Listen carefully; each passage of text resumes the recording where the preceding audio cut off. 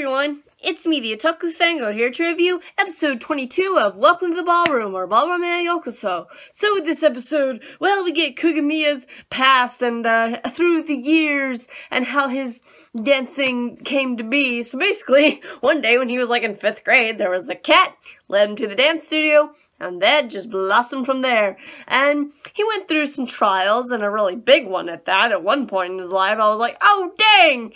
That should have, like, stopped you from dancing altogether, but apparently yeah, because here's the thing. Through the years, you know, he was getting better at dancing, better. Then he started noticing, you know, when Sengoku showed up and there was all these better dancers, he started putting shadows over them, you know, he's like, he doesn't want to see that, he just wants to be the only one he can see, I guess, is kind of how I interpreted it, but the thing is that people broke through that, so yeah.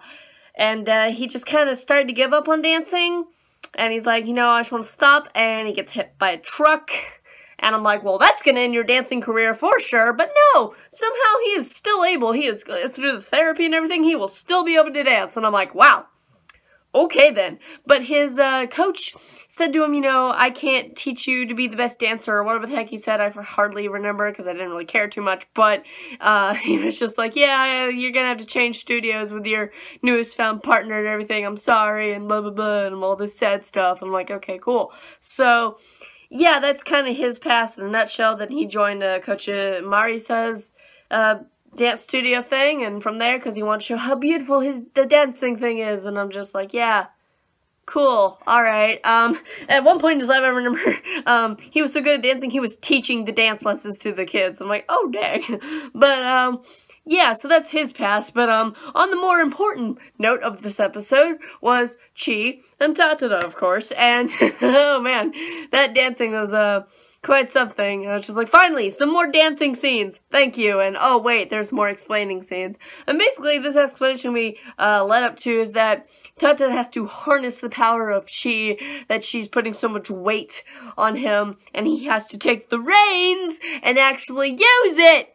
Use it, Tatada! Do you not realize these things until now? I'm just like, okay, finally, he gets it. She gets it. And she was actually happy that he was doing so. She's like, I remember what she said before, they even showed in this episode, you know, she liked guys who, like, take hold or tear strong or some crap, something like that, and I'm just like, yeah, and he did it finally. Thank you. And, here's the thing, though. It's going to be a final battle, definitely, between Tata and Chi and Kugamiya and his partner. At least that's what the next episode preview leads me to believe. And I'm just like, if Tata and Chi do not defeat them, I will be severely upset. Because the thing is that with Tata and Chi, they can show, you know, they do basics, but it makes it look like a complicated dance. I remember Hyodo saying that in this episode.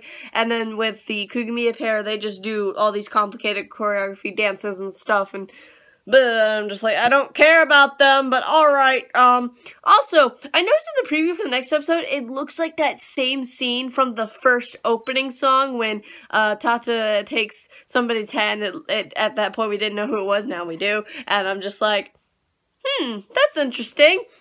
That they're reusing animation from the first opening. At least it looks like reused animation, because it looks a lot like it. But, yeah, there was that I was like, huh.